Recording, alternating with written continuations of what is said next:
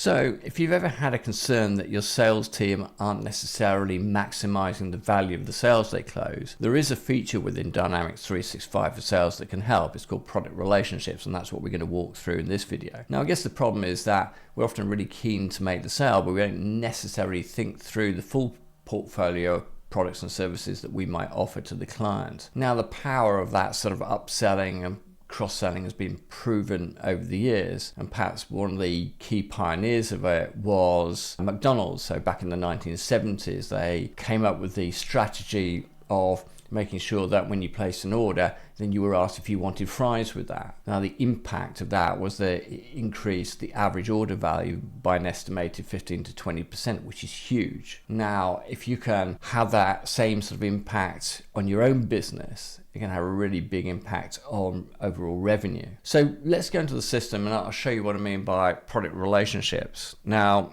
I'm in the opportunities area. I've got a test opportunity here, which is test opportunity, which I'm just going to open up.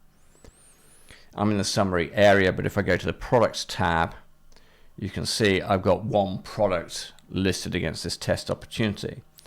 If I want to say the product relationships, what I do is just highlight the relevant line. In this case, it's for the widget 1. And then you see I get an additional item appear on the menu in the top here. In this case, it's called suggestions. If I click on that, I get a new dialog appear. And it's saying for widget 1, we've got a cross-sell, i.e. something you can offer that's complementary to widget 1. I've got a cross-sell item of a widget bag for £50. I've got potential accessories I could offer. I've got none specified here, but you can. I've got an upsell, i.e. is there a premium version of widget 1 I can offer? In this case, there is an upsell opportunity of a widget 2. And is there a substitute for it? For example, if we're out of stock of the item the customer's looking for.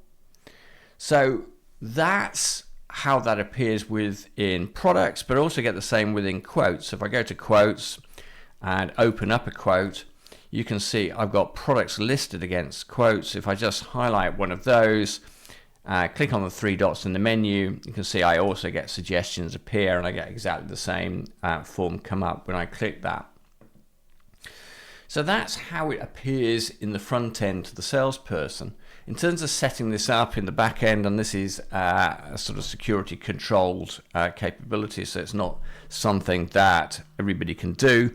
But if I change my back end to this app settings and I just navigate down to product catalog, that's not where I want to be. Families and products is where I want to be.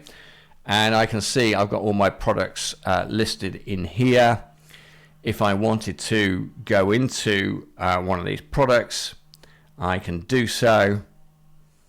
And then that's the information about the product itself. Then within the related area, I get the ability to define a product relationship. I just click on that, put in new product relationships, say what the related product is. Let's say it's, I'll just put this as widget 1 and put this as a substitute, and then I can specify a direction, whether that's unidirectional or bidirectional. Save and close it. So it's really as simple as that to set up the product relationships in the back end of the system, and as I've shown how those are manifested in the front end.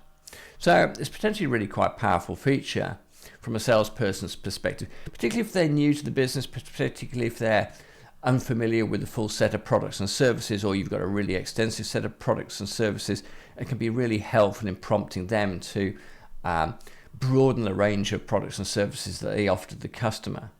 From a sales manager's viewpoint, it becomes easier perhaps to validate opportunities and check that the salesperson is maximizing their value. And then I think from a business perspective overall, it helps improve average order value, it helps improve overall revenue. And I think from a customer perspective as well, they are being offered perhaps a better range of products and services. So I think there's probably potentially a boost to customer satisfaction. Now, it is an enterprise feature, enterprise and premium feature at the time of recording this video, at least, so it's not something that everybody has access to, and not everybody tracks products, and perhaps not everybody tracks opportunities. But if you are enterprise or above user and you do use products, it's really potentially quite a powerful feature that can help you, as I say, improve average order value. Anyway, this is one in many videos we've done related to the business benefits of Microsoft Dynamics 365 for sales. You please check out the rest of the channel. If you've got any suggested content ideas or you need any help with Microsoft Dynamics 365 for sales, check out the links below. Anyway, thank you very much for your time today. Hopefully see you again soon.